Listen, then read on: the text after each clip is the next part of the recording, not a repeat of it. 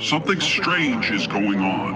Who is killing Russian billionaires? Another Russian oligarch has been found dead. Reports suggest that he hanged himself. Fell out of a window, slashed his wrists, was poisoned, murdered his whole family. Last year, more than a dozen Russian oligarchs died in the space of 9 months. Many of the deaths are suspicious with links to the Kremlin. This is Sad Oligarch, an investigation into these recently dead Russian billionaires. It's created by me, Jake Hanrahan, and my colleague Sergei Slipchenko. Sad Oligarch is a H11 production for Kuzo Media and iHeartRadio.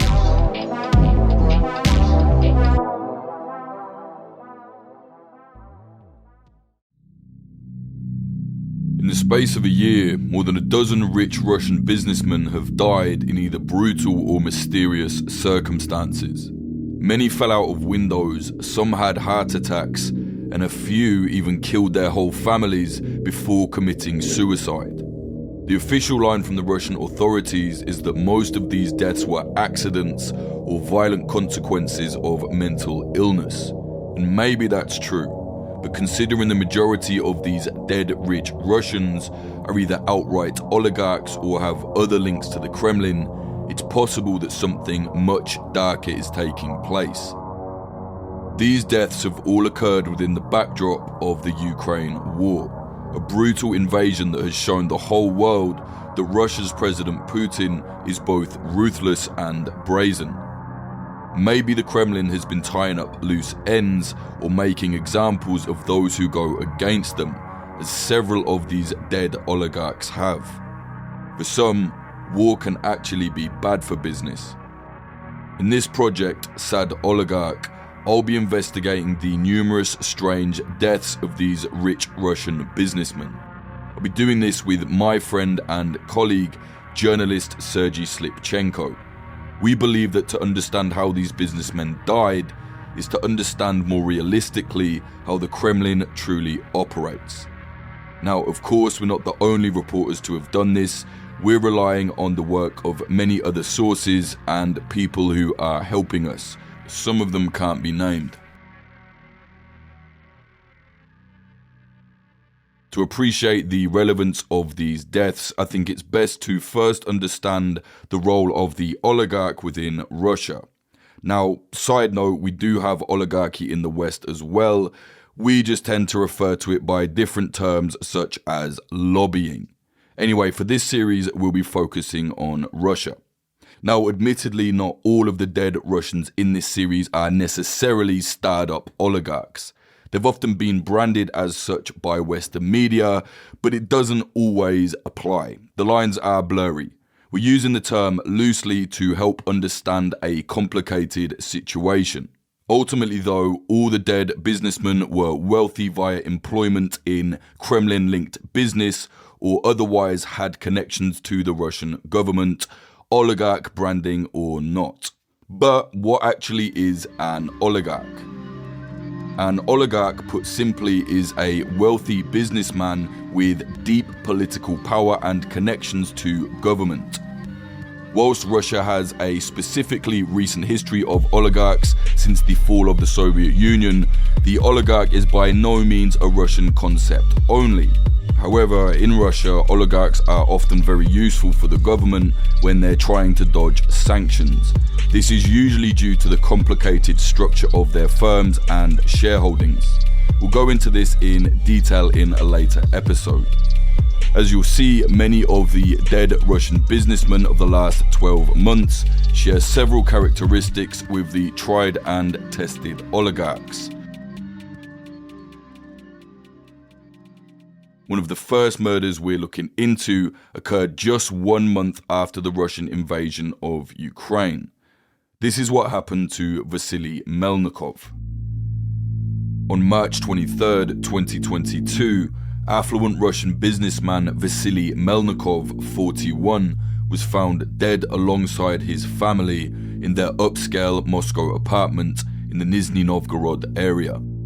The family nanny discovered them. They'd all been stabbed to death. Vasily, his wife, and their 2 sons, aged 4 and 10 years old. The killings were brutal, and tragic. Straight away, some European media outlets speculated that it could be a contract killing, an assassination. According to the police in Moscow, though, it was a murder-suicide. They state that Vasily stabbed his own family to death before killing himself, also with a knife. Case closed. There's currently no verified indication as to why this atrocity happened. Outwardly, things seem to be going well for Vasily Melnikov. Him and his family had just returned from a luxury holiday in the Maldives, and Vasily's company, Medstom, had just secured a lucrative $3.5 million contract. However, despite this success, an unnamed source told Russian media that Vasily was apparently suicidal and had confided this to his wife. There's no indication, though, as to why he would so callously take his whole family with him. Now, on the face of it, this could just be a case of a rich guy who went berserk and killed his whole family before committing suicide.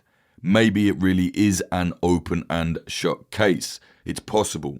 Sadly, things like that do happen. However, when me and Sergey started looking into the Melnikov murder-suicide, we noticed a few unusual details. What specifically caught our eye was one of the knives used in the killings. In one of the crime scene photos, the murder weapon, a tactical style knife, was seen resting on a kitchen unit with blood on the end of the blade. Molded into the handle was the insignia of Russia's Special Rapid Response Team. They used the acronym SOBR, which was also visible in the handle of the knife. The SOBR, or SOBR, is an elite force in Russia which was originally formed to deal with domestic anti-terrorism situations and high-level organized crime. They even fought against rebels in the Chechen and Dagestani wars. The knife at the crime scene appears to belong to the SOBR. Sergey explains. The knife was like part of the evidence, the SOBR knife. SOBR is Russian, basically SWAT. It's like a special forces unit in the police. They were disbanded after like the early 2000s. But at that time, they were like the elite kind of police, like counter-terrorist organization. I think the West also has this where when you join like one of these groups, you get like a knife, kind of like, I guess they're like badge of honor. As Sergey mentioned, the SOBR was at one point dissolved. This was in 2002. It was reclassified and given a new name. Later, though, in 2012, an evolved version of these units was rearranged more broadly as Special Forces and given the old name of the SOBR. Whilst under different branches of control, the new SOBR is in many ways the same as the original. In 2022, SOBR units took part in Russia's invasion of Ukraine. It seems that the idea was that they'd be put in place to crush riots in Kiev once the Russian military had taken the city. The Kremlin believed this would happen quickly. They were wrong. Ukrainian military and armed volunteers defended the capital. Over a year later, the nearest Russian position is around 500 kilometers away from Kiev. During the initial attacks on Kiev in February 2022, there are reports that a whole unit of the SOBR was killed on the outskirts of the city. So that's the SOBR. A knife of theirs is clearly not your average homeware item. Yet this was to hand allegedly for Vasily Melnikov when he killed his whole family and then himself. What they found at the scene was a SOBR knife. Here it says there were multiple knives, but this one was specifically photographed, and it caught my attention because like you could see the insignia on it, whereas the other knives are just kind of plain. And you know, this could be a replica, it could be something he was gifted, but it's just interesting that he has this potentially memorabilia, potentially an actual knife from the group. From what I can tell, he wasn't a part of anything. He wasn't a part of like any police units, any of these special forces. But I mean, technically that is the only way you get one, like a legitimate one, right? But again, who knows? Where this knife is actually from is important. If it's genuine, at the very least, it shows Vasily Melnikov had some connection to someone who was once a member of the SOBR, even if he just bought it from them as a collectible or was gifted it. And if it wasn't Vasily's knife, whose was it? Over the last decade of my career as a journalist, I've covered dozens of wars on the ground all over the world. From the trenches of East Ukraine to the barricades of East Jerusalem, I've never actually seen any fighters put that much value into a combat knife other than it being a useful tool. I've seen people cut rope with them or open a can of food, but otherwise it's hardly used as a weapon on the front lines. If anything, I've seen them passed around a few times as a sort of collectible or war trophy. But generally, in my experience at least, it's something fighters will have at war, but again, it's just more of a tool than anything else. So, perhaps Vasily Melnikov fought somewhere and picked this knife up along the way and kept it as a sort of souvenir. It's possible, but neither Sergei or myself could find any information on Vasily Melnikov fighting in any wars. Not one that the SOBR units fought in, no old photos on his social media, no mention of previous service, nothing. It's likely he didn't fight. Still though, this SOBR knife was found in his apartment and was used in the murder of his family. Due to its specific connection to the Russian government and its numerous armed forces, we of course want to find out where it's from. So, I reached out to several different knife collectors and experts to see if they could shed any light on the knife. A few of them who really know their stuff are associated with the conflict journalism collective that I run, Popular Front. At Popular Front, we have a network all over the world where people with very niche esoteric knowledge on war and conflict come together. And so some of our people happen to know a lot about combat knives, both collectible and practical. Speaking to these people, it became clear that the SOBR knife pictured in the crime scene photos is an NR43 knife, a relatively inexpensive scout knife first created in 1943 and issued to Russian special forces. Either that or it's a replica. Still, the design matches exactly with the Russian Special Forces scout knives. Whilst the crime scene photo of the knife is a bit out of focus, a specific logo can be seen on the blade of the knife. The logo looks like the infinity symbol or the number 8. It's the logo of AIR's Latust, a large Russian knife manufacturer. They make decent knives that are generally pretty accessible. You can buy a brand new NR43 knife, for example, from Zlatust in Europe for around €100. So the knife was manufactured by AIR's Latust. However, there isn't a single one of their NR43 knives for sale anywhere that has the SOBR medallion molded into the handle the same way as the Melnikov murder weapon. There aren't currently any commercially available NR43 knives like that. So where did it come from? We thought maybe theoretically at some point a specific SOBR unit could have commissioned a batch of bespoke knives from AIR's Latust to award to some of its fighters. It's quite possible. Now, this company is obviously not going to tell us the specific details of another customer's purchases, especially if it actually was SOBR. But we wanted to know if we could order the same bespoke knife. That would tell us something at least. We reached out to AIR's Latust to see if this was possible, essentially acting as a customer. They said, quote, "Yes, such an order with such an emblem can be completed," end quote. Later, they sent us a mock-up of what it would look like. Instead of the knife with the SOBR medallion molded into the plastic of the handle, they sent us a version that would have the SOBR insignia laser engraved onto the hilt of the blade. Whilst that's not the same knife as what Vasily Melnikov apparently killed himself and his whole family with, it's pretty close. My point being, it's definitely possible that this knife could have been produced by someone unrelated to the SOBR. But still, why did Vasily Melnikov have it if it was just a random replica?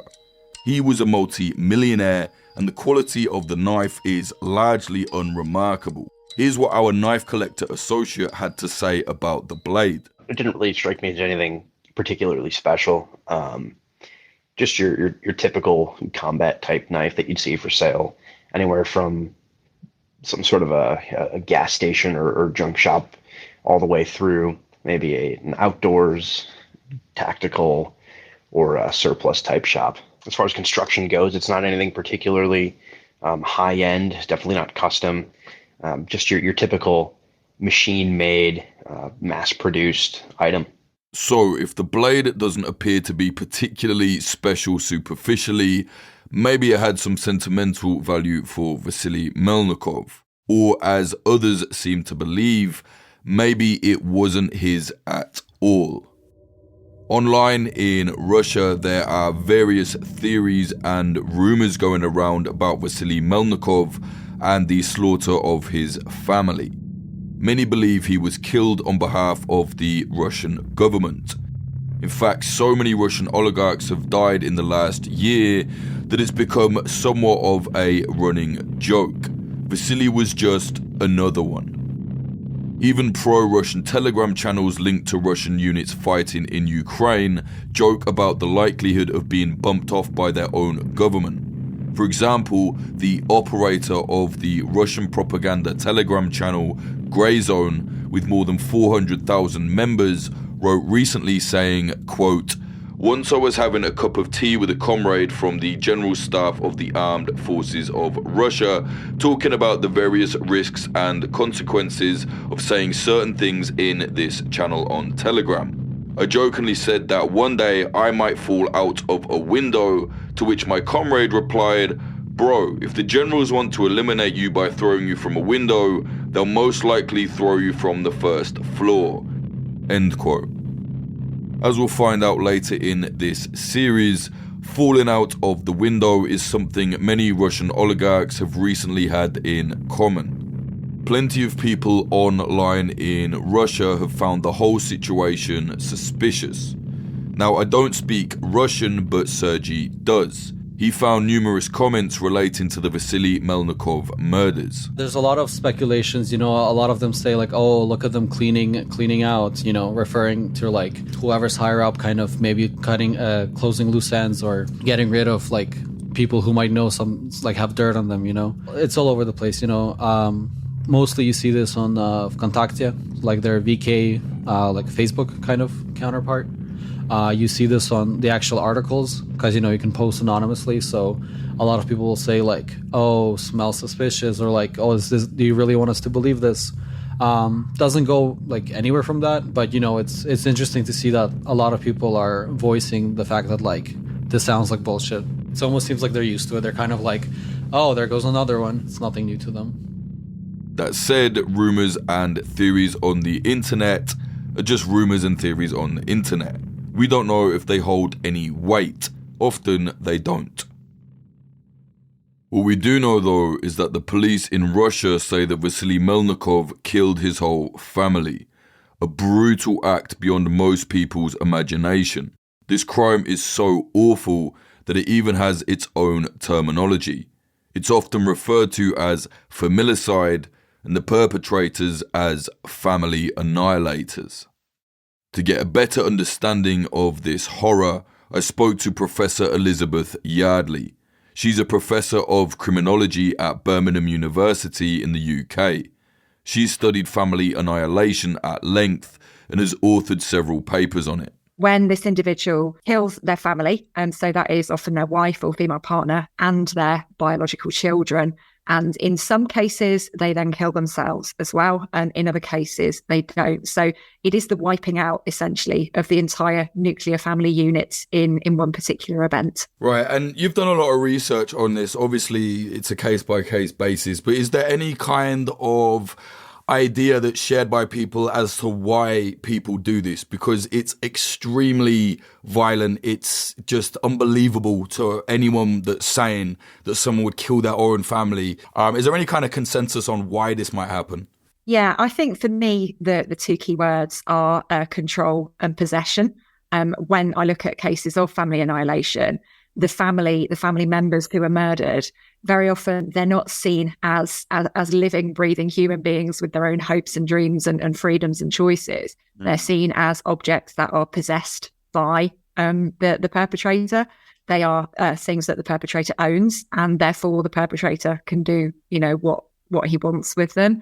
And these cases are really interesting because a lot of the coverage of the cases will present these as cases where somebody's snapped, somebody's lost it. They've gone overnight from, a loving, caring father figure to, a homicidal maniac. And that just doesn't happen. Snapping isn't actually a thing. And when you look in detail at these cases, when you find out the details about these families and their lives, what you often come across is quite significant histories of domestic abuse, of coercive and controlling behaviour, of very kind of domineering head of the household type figures. So it does make sense when you look at it in that broader context. And I don't think I've come across a single case where somebody has just, snapped and lost it in an instant. That doesn't tend to happen. Do you think that it's a case of someone over the years or over a certain amount of time kind of fermenting these ideas and, getting more angry? Or do you think this is something that someone potentially kind of always had in them? I think it's something that they've always had in them, because the way that they think about their family, the way they think about other people, that is an element of their personality. That's very much part and parcel of them. To be controlling is normal for them. To be possessive is normal for them. To be abusive is normal for them. So this is the key thing about all of the family annihilations that I've covered. Like, it's more about continuity than it is about change. Right. And very often these individuals are quite good at maintaining like a facade of normality and respectability and this veneer, which most people don't really get to see behind. So it is really shocking when this kind of thing happens. But very often you speak to people who are kind of known intimately to those involved in a crime like this, and they're like, yeah, he was an awful person. Right. He was just very good at claiming that he wasn't. This case that I'm looking at with this guy in Russia, this Melnikov guy, the thing with him is, though, he just come off of a very luxurious holiday with his 2 children and his wife in the Maldives. He just made a deal on a $3.5 million business contract, and he had a really nice flat in an upmarket part of Moscow. On the outside, like, everything was going good for him. Now, allegedly, he told his wife he was depressed, but the source for that is kind of like anonymous person that told a Russian government media channel, so it's not exactly reliable. But he seemed to have everything going for him. Yet he apparently, according to the Russian police, killed his whole family using a series of different knives. Also then killed himself. He seemed to kind of have everything going for him. Do you see that kind of stuff happen as well? Do people do this even if, everything financial is okay? And, who knows what is going through someone's head? But I don't know. This guy didn't seem to be losing things. It was quite the opposite. No, that doesn't really ring true for me. If he's seeing a particular level of success, and like you said, he's got this big multi-million pound contract in the offing, and if he's, quite well heeled and things are going well, that's not the time when this sort of thing tends to happen. When you've got situations where, large amounts of money are involved, it's normally when there's the threat of losing that money, right, when that's like a real thing. And the murders are essentially a way of sort of regaining control, essentially, because for a lot of these guys, the family is a way of kind of displaying success. It's their indicator to the world that they've made it. They're economically successful, they've got money.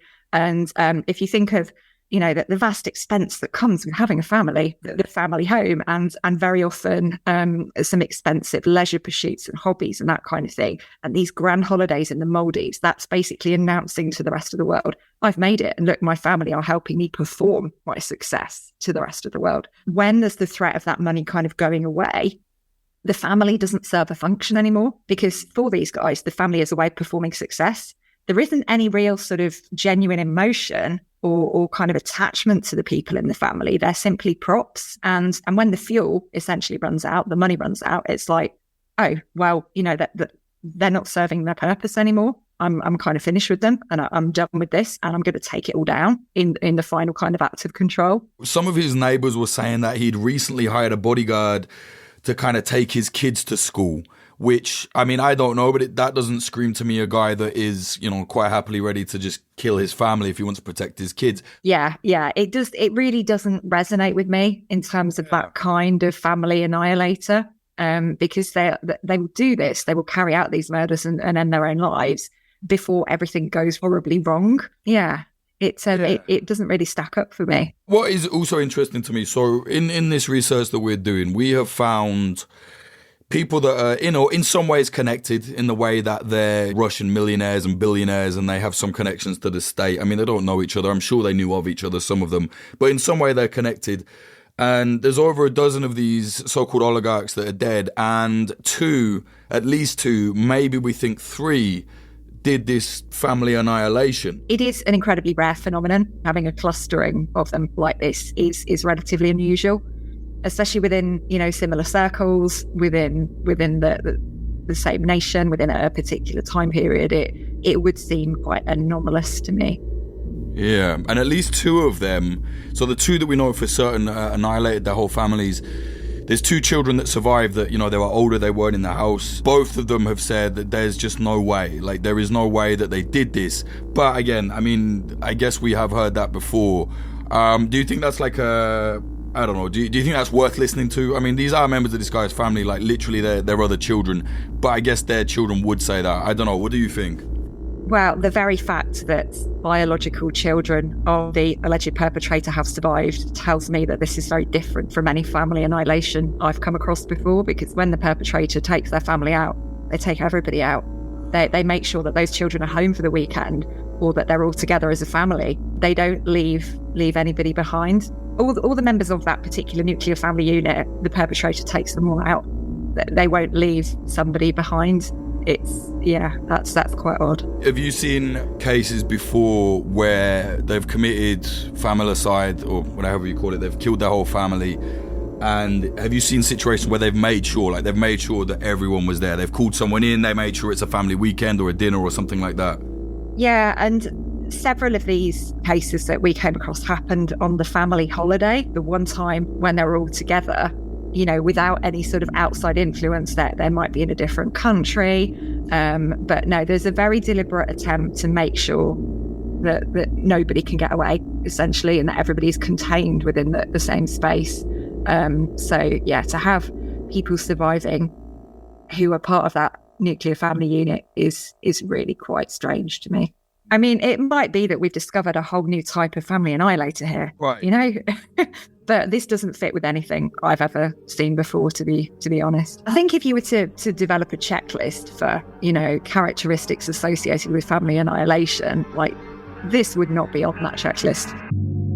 Now, that's all not to say that Vasily Melnikov didn't do it, but it clearly doesn't quite fit the pattern of behaviour of other family annihilators. Not according to Professor Yardley, someone who knows a lot about this.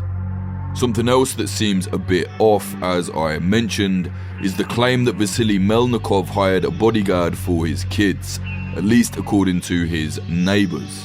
Why, if he was planning to kill his family, would he hire someone to protect them? The neighbours said they'd seen the bodyguard taking the children to school, the children who would sadly be murdered later on. There are also rumours, again from the neighbours, that Vasily had a murky past, possibly involved with criminal networks in other cities. Still, these are just rumours. What isn't rumour though is Vasily Melnikov's autopsy report. According to that, Vasily had a stab wound in his foot. So if we take the official story as truth, Vasily stabbed his family to death with at least 2 different knives and then stabbed himself in the foot before killing himself outright. Maybe, Or maybe the stab to the foot was a defense wound. And maybe, as some people speculate, the two different knives were held by two different people. Maybe Vasily had upset some people. Maybe those people killed Vasily Melnikov and his family as a punishment and a warning to other oligarchs who don't play ball. We don't know. It's just a theory. Unfortunately, in this series, you won't get definitive answers. Real life doesn't always get tied up in a bow, especially not when looking into the deaths of the Russian elite. We don't exactly know what happened to Vasily Melnikov or many of the other oligarchs we'll cover. What we do know is that a suspicious pattern emerges the closer you look into the deaths of these rich Russian businessmen.